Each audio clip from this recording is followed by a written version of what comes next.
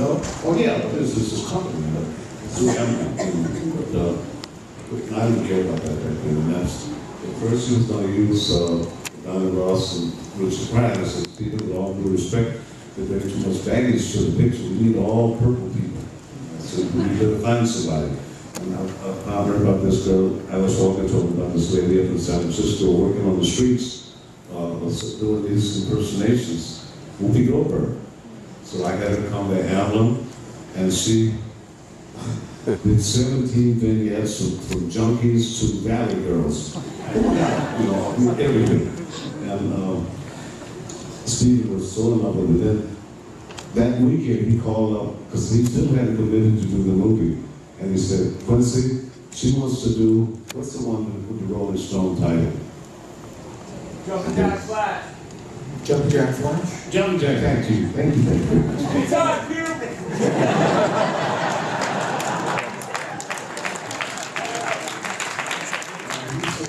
She does that film, I'm not directing the film. That's what I knew I had. So I called Mike Nichols, who we signed Second City in 1958 when I was with Mercury. And Mike could put her on Broadway for 4 months, keep her out of the traffic, you know. And it all worked out. Then I went to Chicago for Michael Jackson for the witness the plagiarism case. And in the morning I saw this lady on Chicago AM.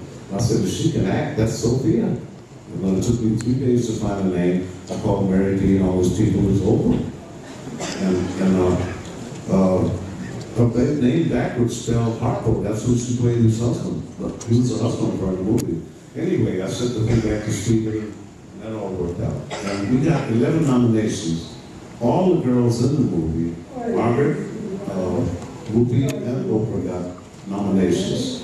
But the Academy guys, 350 Academy guys, the Blue Ribbon Committee directors were very jealous of people. Always, they gave it to Gandhi instead of E.T. They were very jealous. They were so successful in the George Lucas show. And so they did nominate him. So how do you get 11 nominations for the film and don't have a director? So anyway, Stephen asked me to be his date to go to the Directors Guild, who usually determines who wins the Oscar. That's 7,800 of them. So we go, sit right next to Sidney Pollack. I'd done his first movie, and he was in competition with Out of Africa. And Stephen wins. Now we're in trouble because he wins. We can't get any vote, any Oscars at all because he's not nominated. So they give him the Irving Thalberg Award the next year, and he wins it to Schindler's List the next year. But it was, life is the most amazing journey. I never look back until I get 80, but boy, you'll see. I want to go back to this recovery time with Marlon Brando on the island. Tell me about that, getting to know Marlon Brando. Well, man, I've known Marlon Brando since 51. I've been way before that. This is the age of 85. I met Marlon in 1951. I came out of Birdland with Sidney P., Belafonte, and Marlon. He just done Streetcar Named Desire, red fedora on, just smoked a joint. And he was going up to Harlem to Tommy's Paradise Lounge, whatever it was, Tommy Smalls. And he didn't ask the brothers to go with him. He started going, man. And this white kid in from Iowa, he didn't give a damn. He was high too. So he goes there. He was a good dancer, studied with Catherine Dunham and played Congress. We used to go to play him every Sunday with Tito Puente. And because salsa was invented by around in there by the Puerto Ricans and the Cubans, but they were born in New York in the 60s. We used to have those cockroach killers on with some thin shoes. Anyway, what were we? I want you to tell me the story about Marlon teaching one of his kids how to act. Oh, my kid. Oh, your kid, okay. I went down to, I knew he had a kid with a Mexican lady, born Benny.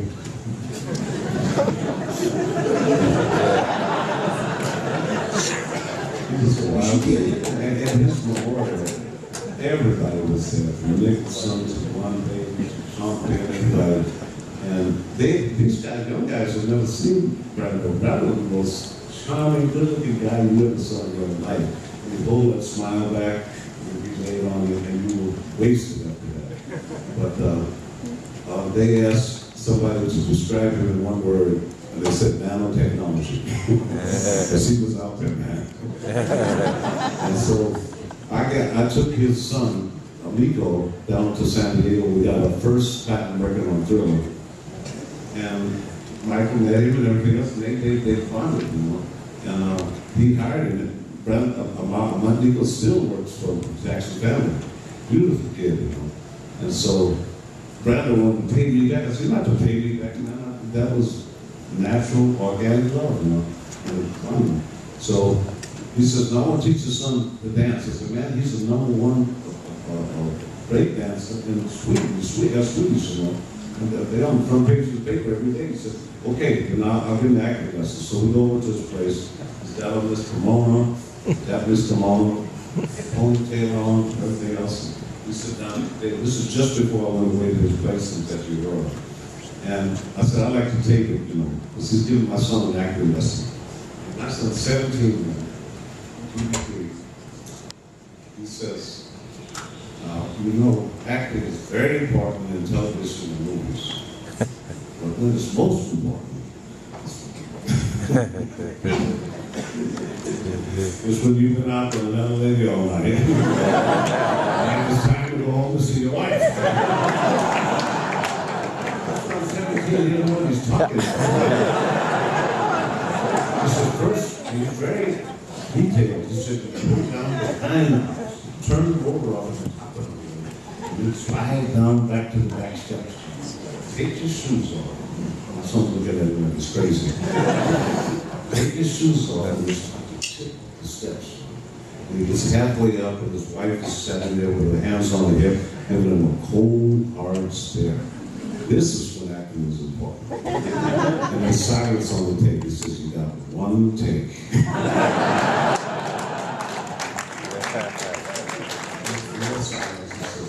To his wife, "Damn, so happy to see you, I broke my foot." I mean, it was the silliest night I ever had in my life. I got this tape, and Mike Miller calls me all the time because everybody's after it, you know. This is really a tape to teach you how to be Marlon Brando, not an actor, because he tries to pretend he has no science, you know, but he is so science-oriented as anybody who's doing their job with that right brain has to be, with emotion and intellect, you know. And he knew the 80mm lens, he knew how to emphasize the word, and let the key light make a glint in your left eye. He knew how to make that happen. He knew how to make every take be the one he wanted. He wouldn't make it in the same so the director could use anything but what he wanted. And if Glenn Ford standing behind him, now he stand 4 feet instead of 2 because he wanted to take him out of the spotlight. Marlon would not turn his head. But he had, and sometimes he'd have the strip, when they go over the shoulder shot, have the strip on the other actor's face, man. You can bring the strip off of his face. And don't talk about the other sides of him. What other side? The flip side. Did you see that side? I saw everything. I mean, he was like my brother, man. I got 100 tapes from him. And he's just one of the most special things I've ever met in my life. Really is. And brilliant. He saw me with the Godfather. He said, "Hey, you won't to give us a walk." He believed in it. He knew, he understood all of the political situations and historical things. He understood everything.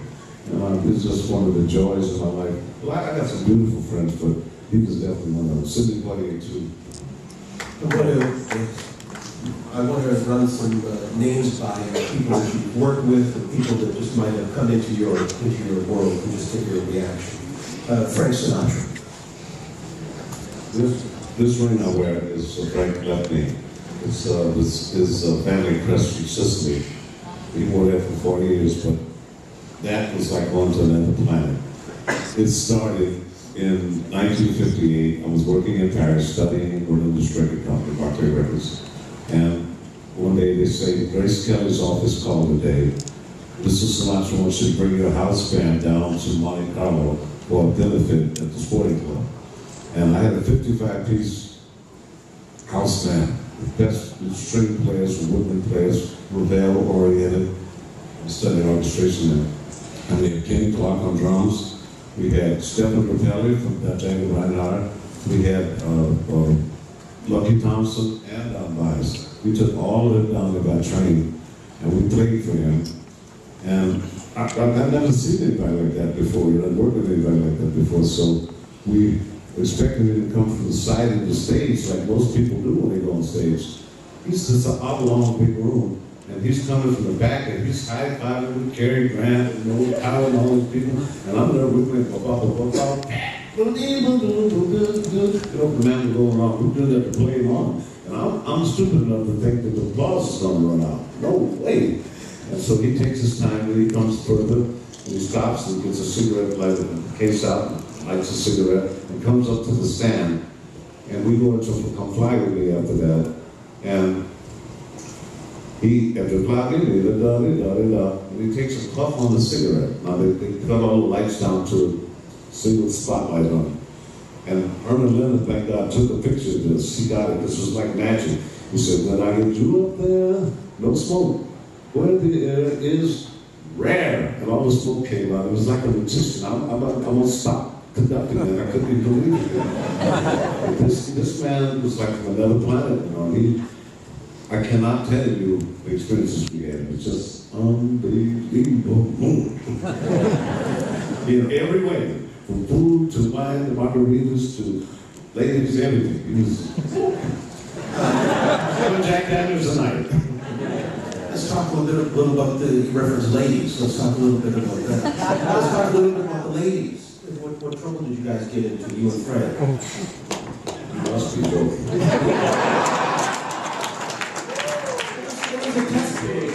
We saw Ruth Roman, Ava Gardner, Lana Turner, Marilyn Monroe. And see, I didn't think Marilyn was that hot because I was dating Megan Van Dorn back then. Wait. Swedish and Cherokee. Give me a break. I was 19, she was 18.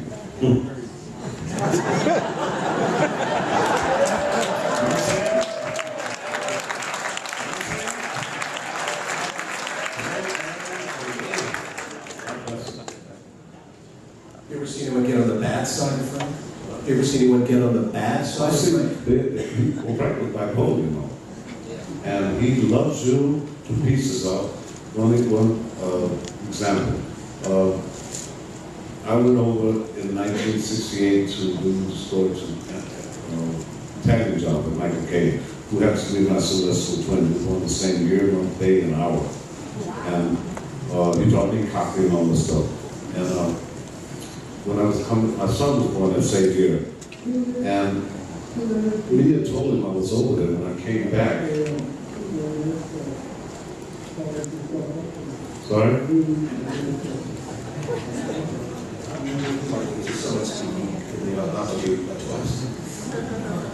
So,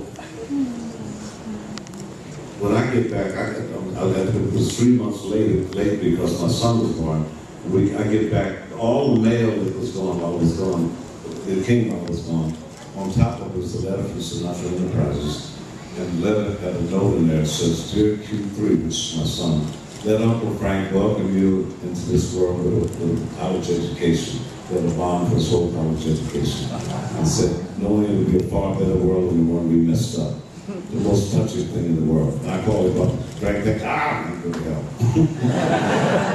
He had that just like Miles, exactly like Miles, you know, but more marked than like though. Because they were two of my closest friends, you know, Miles, and that they knew how to get rough, they knew how to shake you up, man. But Frank, if he didn't like you, he'd go over you in a Mack truck in reverse, man. And I've seen him go crazy, you know. He's waiting for us one night at the hotel after Mason and I went to see Billy Eckstein. And he said, why didn't you guys take me with you? And I said, no, I thought you wanted to be your homies. He said, you're my homies. Don't be here again, you know. And he was waiting for us one night with on a golf cart with a whole tray full of margaritas, 40 of them, and drove through a glass wall. He was bitter with so, but he was at the height of what musical integrity is about. The best songs, the best arrangements, best time I've had in my life. You know, just memories, just unbelievable. And I'm still in touch with Tina and Nancy Senior. You know, they're the greatest student. Frank Jr., who went to Space Museum 3 or 4 years ago to celebrate all the astronauts, the 50th anniversary. And I had a 100-piece orchestra to fly me to the moon with Frank Jr. You know, it was just amazing. Memories of living is so valuable, aren't they? Jesus Christ.